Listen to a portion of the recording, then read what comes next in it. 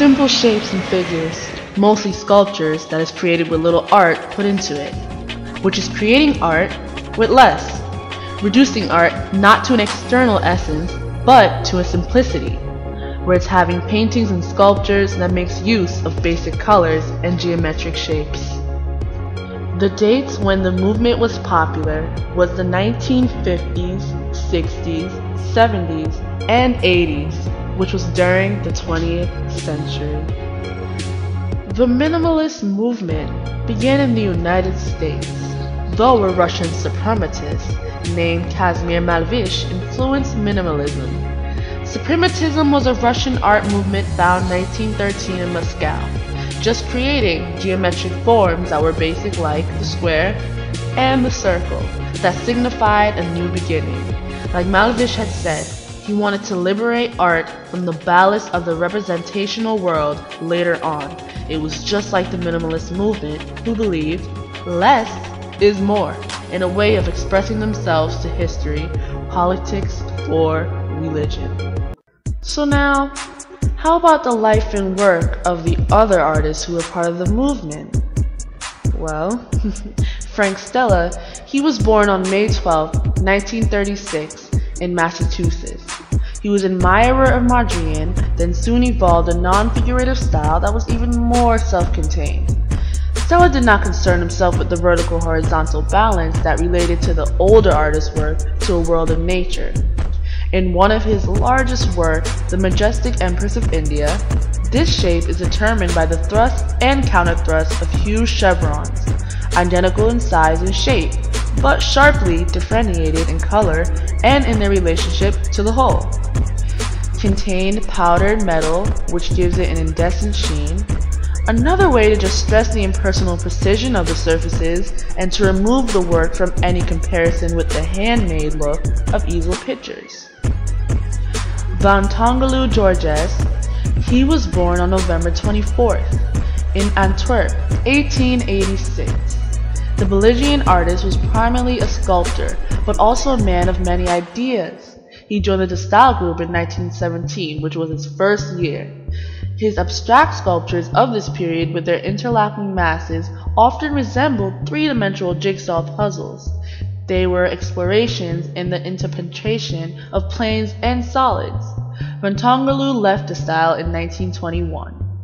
In the 1930s, he was active in the Parisian constructivist art circles centered around the magazines Cercle et Carré and Abstraction, Creation. Martin Pergier was born on May 23, 1941 in Washington, D.C., an African-American sculptor who drew on his experience with the woodworkers of both Sierra Leone and Western Africa, where he spent several years in Peace Corps and Sweden, where he attended the Royal Academy. He adapted African motifs and materials to the modern Western tradition, relying on meticulous craftsmanship and elegant simplicity that contrasts the natural and man-made, the finished and the unfinished. They may have evoked a saw, bow, fishnet, anthill, or in any case a basket.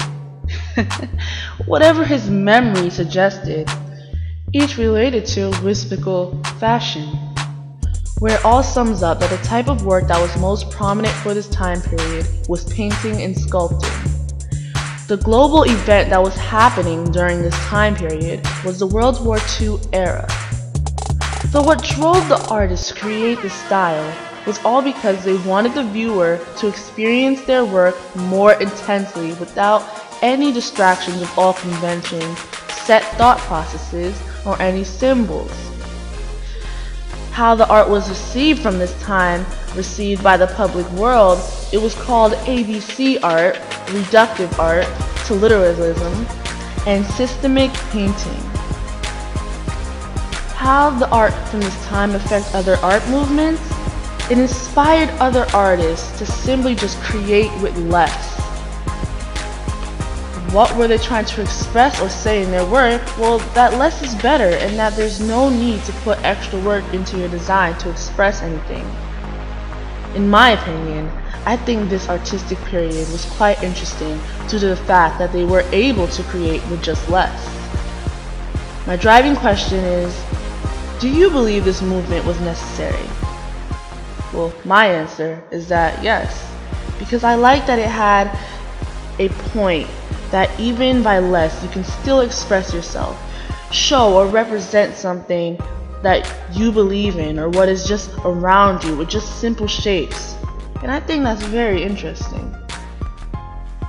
Now briefly, Joel Shapiro, he was born 1941 in New York City, New York. And what you see is a picture of a sculpture that he had created. Now, the next picture you will see is what I drew due to my inspiration by Joel Shapiro. Now here's my inspirational drawing. So with this drawing, I decided to add just a little more design to express my drawing.